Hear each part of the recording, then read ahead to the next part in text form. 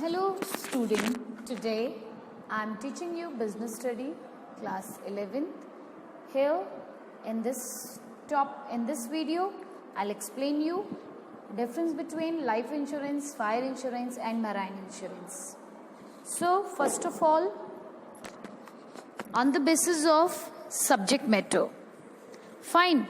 So I already explained you detail about all these types of insurance and all these are very equally important. Fine. So quickly let me revise of these insurance. Life is all of the individual is uncertain.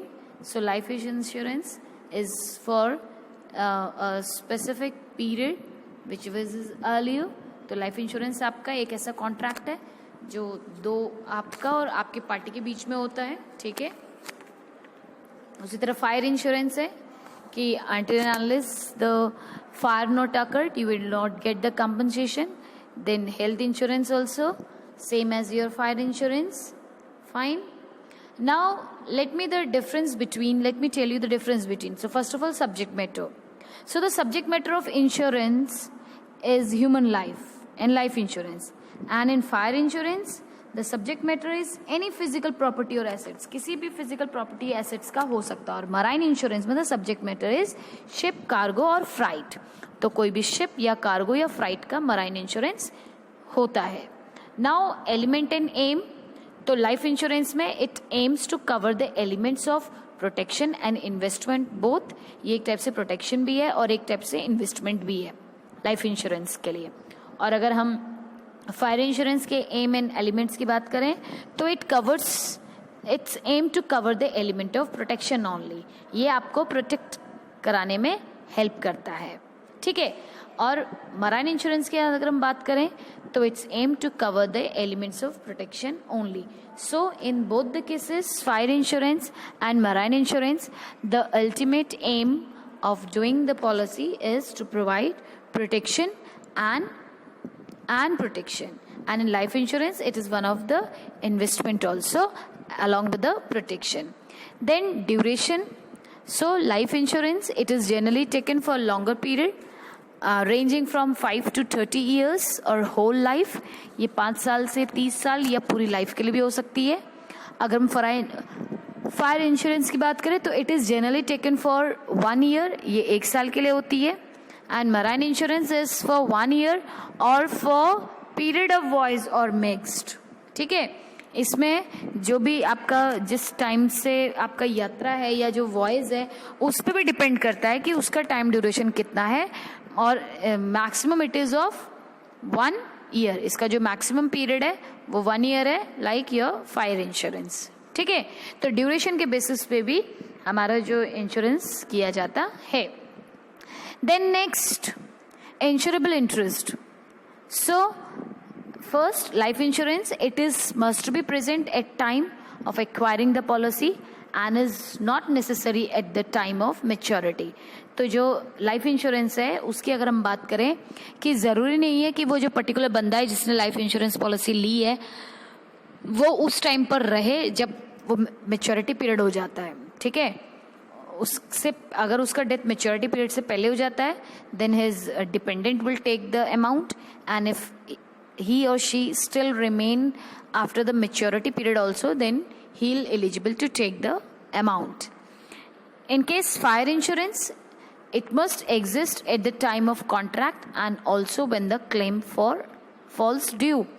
तो fire insurance में जो भी particular बंदा है उसका हम कह सकते हैं कि कॉन्ट्रैक्ट के टाइम पर भी और जो क्लेम करने के टाइम पे भी दोनों ही टाइम पर हमारा इंश्योरर रहना चाहिए.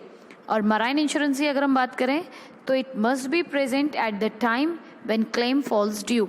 सो in fire insurance and marine insurance in both the terms it must be exist at the time of contract. वो contractor होना चाहिए and also when the claim falls due.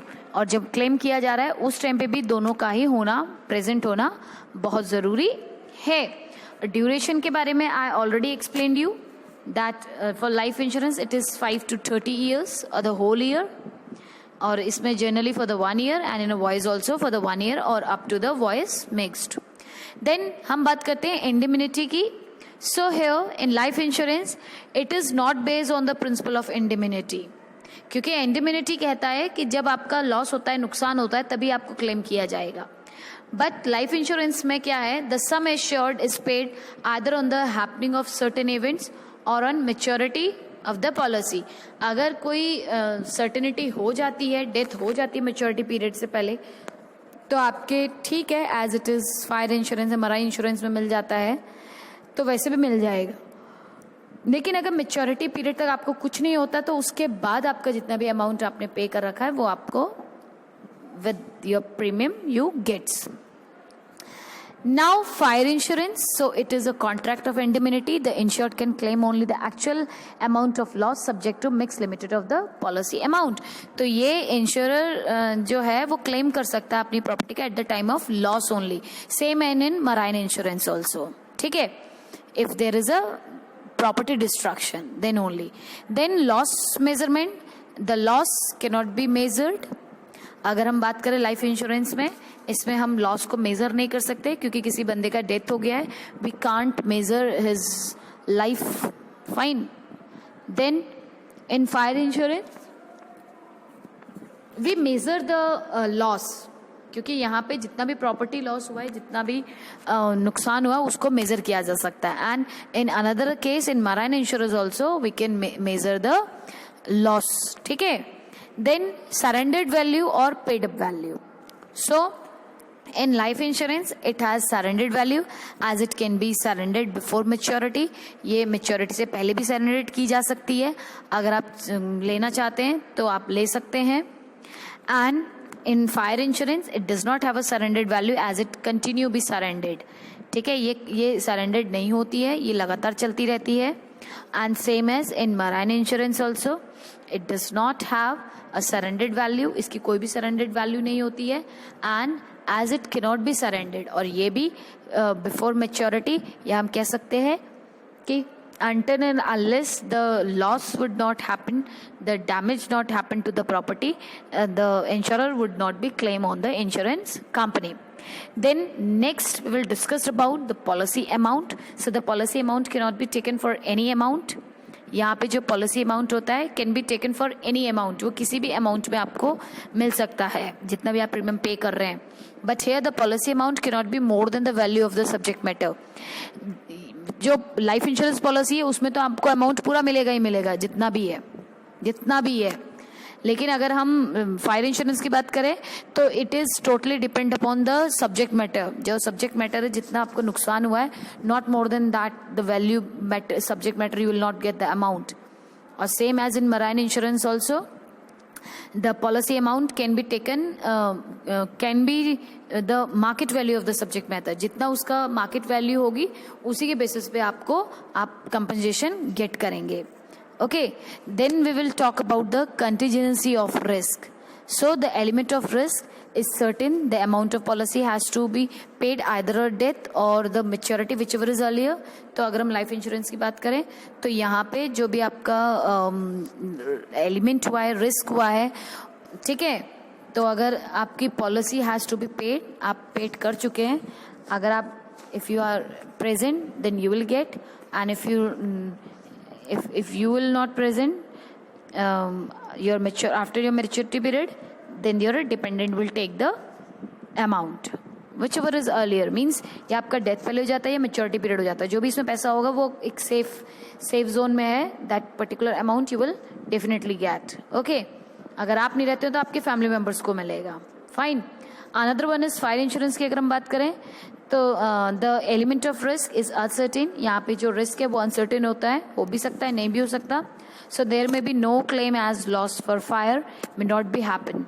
तो यहाँ पे फायर अगर नहीं होती है तो you not be claim for any loss. Fine. And next we will talk about the marine insurance. The elements of risk is uncertain. There may be no claim as loss at sea may not occur. अगर समुद्र में आपका ship है, कोई नुकसान नहीं हुआ है, तो here also you will not be claim for any a single amount of money from the marine, in the case of marine insurance, from your insurance company. So this is the difference between life insurance, fire insurance and marine insurance. Thank you and have a nice day.